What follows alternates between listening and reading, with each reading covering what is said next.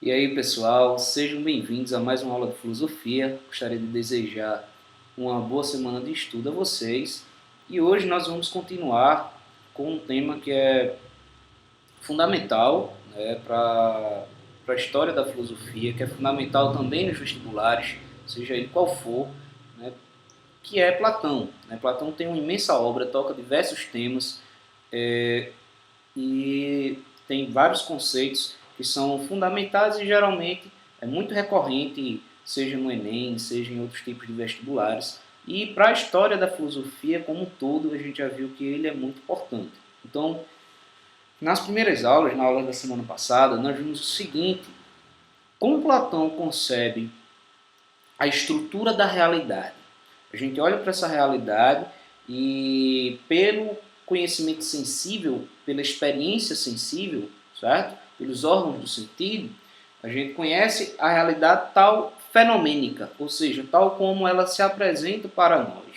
Entretanto, será que essa visão que a gente tem da realidade revela a sua essência, revela a sua estrutura tal como ela é? Os pré-socráticos, eles apontavam que a origem e ordenação do cosmos seria um elemento natural.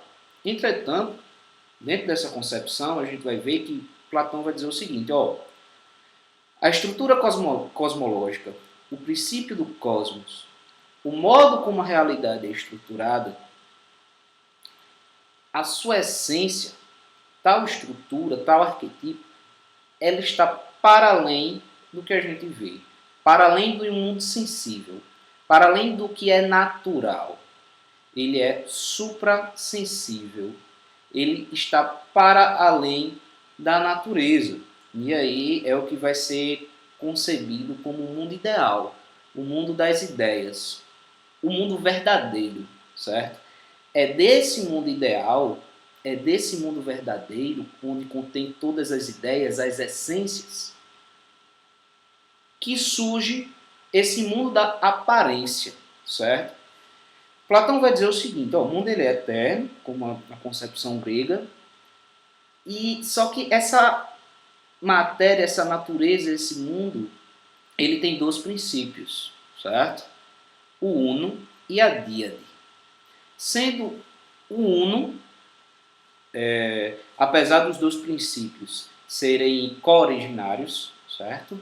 E serem fundamentais, o uno, que em alguns textos vai ser traduzido também pela ideia de bem, da bondade, certo? Ele é o que põe limite, é o que ordena esse princípio que é ilimitado, chamado díade. Essa díade é como se fosse essa matéria que não tem limite, e tanto é ilimitada na sua grandeza como na sua pequenez.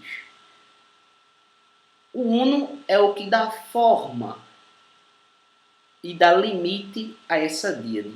E são esses dois princípios, o limite e o ilimite.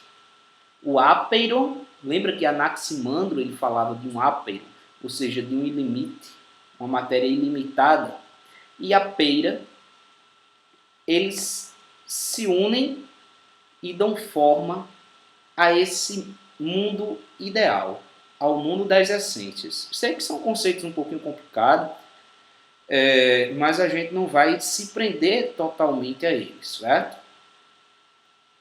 O princípio do mundo ideal é o uno e a díade, é essa junção desses dois princípios cosmológicos, certo? Eles vão ser o princípio desse mundo das ideias. Só que nos níveis de realidade, a gente sabe que existe esse mundo ideal e esse mundo sensível. Mas como é que foi dada origem a esse mundo sensível? E aí vem uma ideia de Demiurgo, que é como se fosse um deus, entre aspas, artífice. É o deus que copia esse mundo ideal, né, e plasma na Shoura. Shoura significa justamente esse receptáculo, esse espaço que concebe essa matéria Então, é por ação do demiurgo nesse receptáculo que é copiada as ideias, as essências, que são unas, eternas e verdadeiras. E é plasmada, né, copiada, dando origem assim ao mundo sensível, certo? Então, existe a esfera das ideias, onde a principal ideia é a ideia do bem, ou seja, uno e bem se identificam, ou seja, quem dá início a tudo é a bondade, é a ideia de bondade, que é una, eterna, verdadeira, imutável, e é origem de todas as outras ideias.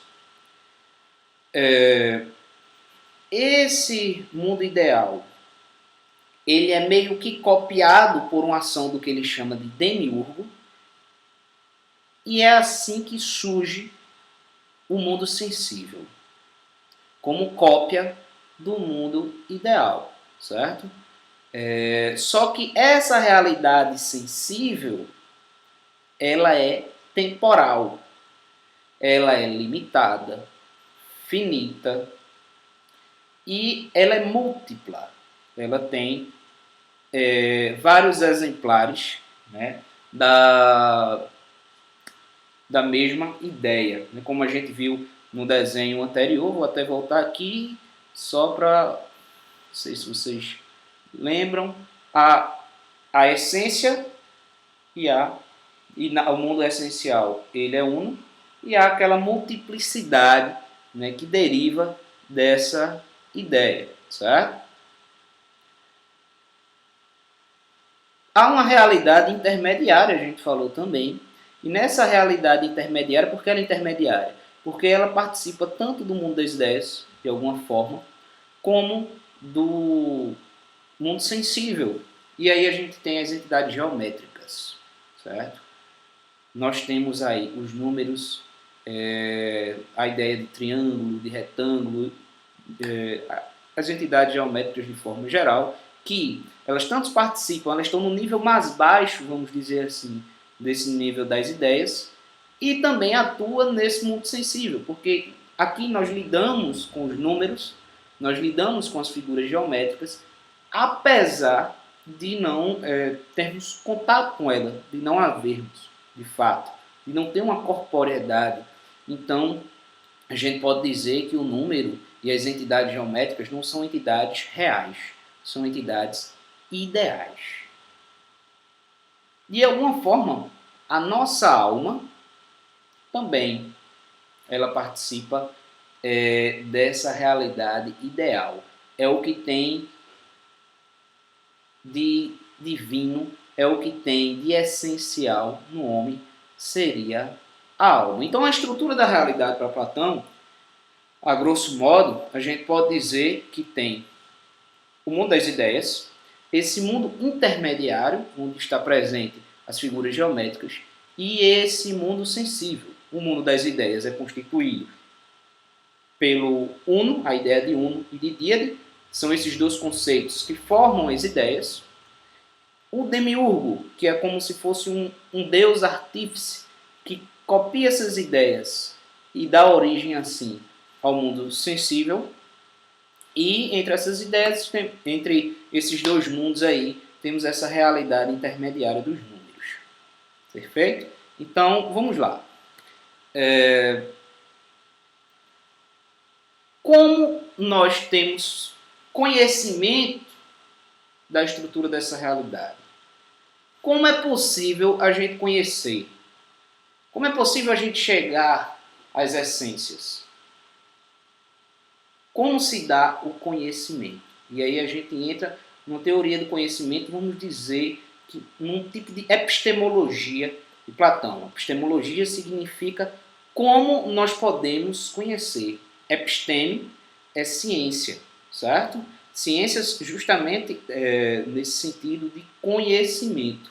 E a epistemologia é a forma como nós conhecemos. Como podemos conhecer as coisas, a realidade, os objetos.